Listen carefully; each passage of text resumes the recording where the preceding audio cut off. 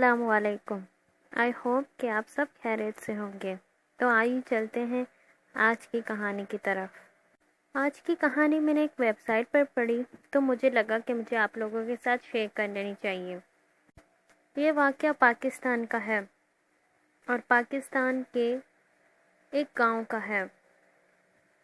میری سٹی کے پاس ایک گاؤں ہوا کرتا تھا جہاں سے اکثر ہم ہو کر دوسرے شہر یا میرے گھر تک بھی آ سکتے تھے۔ وہ شارٹ کٹ راستہ تھا میرے گھر تک آنے کا۔ ایک بار میرے انکل اور میرے انکل کے دوست جب وہاں سے گزر رہے تھے، میرے انکل کو سپر نیچرل پاور سے سامنا کرنے کا کافی زیادہ شوق تھا، اس لیے وہ جان بوجھ کر اسی راستے سے ہو کر میرے گھر تک آنے والے تھے۔ سب گاؤں والوں نے ہمیں منع بھی کیا تھا کہ یہاں سے ہو کر نہ جائیے، لیکن میرے انکل کو ان سب سے بالکل بھی ڈر نہیں لگتا تھا اور وہ ان چیزوں کا سامنا کرنا چاہتے تھے۔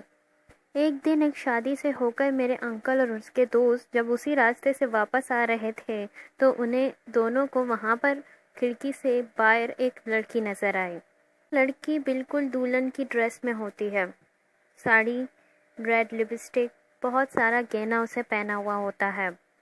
میرے انکل نے وہاں پر گاڑی روکی نہیں تھی کیونکہ انہیں پتا تھا کہ ایسی چیزیں وہاں پر ہوتی ہیں۔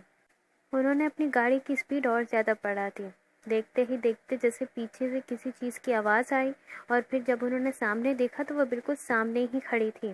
میرے انکل بہت زیادہ خوفزدہ ہو گئے تھے اور وہ ڈر کے مارے کانپنے لگے، لیکن انہوں نے گاڑی نہیں روکی۔ پھر بھی میرے انکل نے وہاں گاڑی سٹاپ نہیں کی تو وہ بالکل سامنے ہی گلاس کے سامنے ہی چپکی رہی اور یہاں تک کہ اس کی آنکھیں کافی زیادہ لال ہو گئی تھیں۔ میرے انکل اور میرے دوست نے ہمت تب بھی نہ ہاری۔ ان کی گاڑی میں ایک ایسا کچن لگا ہوا تھا جس پر اللہ کا نام تھا، شاید اس لیے ان کی جان بچ گئی تھی۔ وہ جیسے تیسے کر اپنا سفر ختم کر کے گھر تک پہنچے۔ ان کی حالت بہت زیادہ خراب تھی، وہ بالکل 1 ویک تک بخار میں رہے ہیں۔ اس کے بعد ان کی طبیعت ٹھیک ہو گئی تھی۔ مجھے ان سب باتوں پر یقین نہیں تھا۔ میرا ارادہ تھا کہ میں خود بھی جا کر اس روڈ سے گزر کر یہ سب محسوس کروں۔ پھر ہم سب فرینڈز نے مل کر پلان بنایا کہ ہم اسی راستے سے ہو کر دوسری سٹی جائیں گے، لیکن اتفاقاً میرا پلان رہ گیا۔ میرے کچھ فیملی ایشوز کی وجہ سے میں نہیں جا سکا، لیکن میرے 4 دوست اکیلے چلے گئے۔ اس کے بعد جیسے ہی ان کا سفر آدھا رہ گیا تھا، وہاں پر انہیں ایک لڑکی دکھی تھی اور وہ لڑکی بھی بالکل ویسی ہی تھی جیسے میرے چاچا نے پہلے ہمیں بتایا تھا، دلہن کی ڈریس میں۔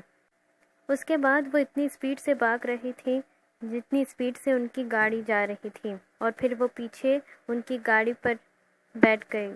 پھر بھی یہ معاملہ یہاں ختم نہیں ہوا۔ جیسے ہی تیسے ان کا سفر گزر رہا تھا اتنی ہی مشکل ان کی منزل ہوتی جا رہی تھی، اور وہ بالکل ان کے سامنے آ کر ان کی گاڑی کی شیشوں کو ہاتھ لگانے لگی اور بالکل وہاں جیسے گلو کی طرح چپک گئی ہو۔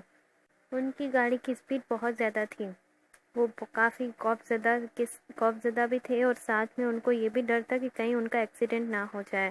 وہاں سے نکلنا اب ناممکن سا لگ رہا تھا۔ پھر پیچھے بیٹھے ایک دوست نے پڑھنا شروع کر دیا۔ اس نے زور زور سے قرآن پاک کی تلاوت کی تو تیسے وہ وہاں سے نکل آئے۔ وہ پورے 1 منتھ آ کر بیمار رہے ہیں۔ ان کو کافی زیادہ بخار رہا ہے پورے 1 منتھ۔ اور جب میں نے ان سے جا کر پوچھا تو انہوں نے بھی بالکل وہی بولا جو میرے انکل نے بولا۔ اس کے بعد مجھے یقین ہو گیا کہ وہاں سچ میں کچھ ہے۔ وہاں ایک چڑیل ہے یا جن، یہ بات تو میں نہیں جانتا۔ میں نے کبھی بھی وہاں جانے کی کوشش نہیں کی اور نہ ہی پلان کیا۔ یہ ایک سچا واقعہ ہے جو میرے انکل اور میرے دوستوں کے ساتھ پیش آیا۔ آئی ہوپ آپ سب کو یہ کہانی بہت زیادہ انٹرسٹنگ لگی ہوگی۔ اگر لگی ہے تو کامنٹ سیکشن میں بتائیے، اور اس سٹوری سے ہمیں یہ میسج ملتا ہے کہ ایسے راستوں پر نہ جائیں۔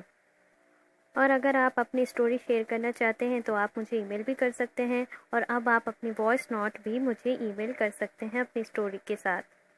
دیکھنے کے لیے شکریہ۔ Thanks for watching.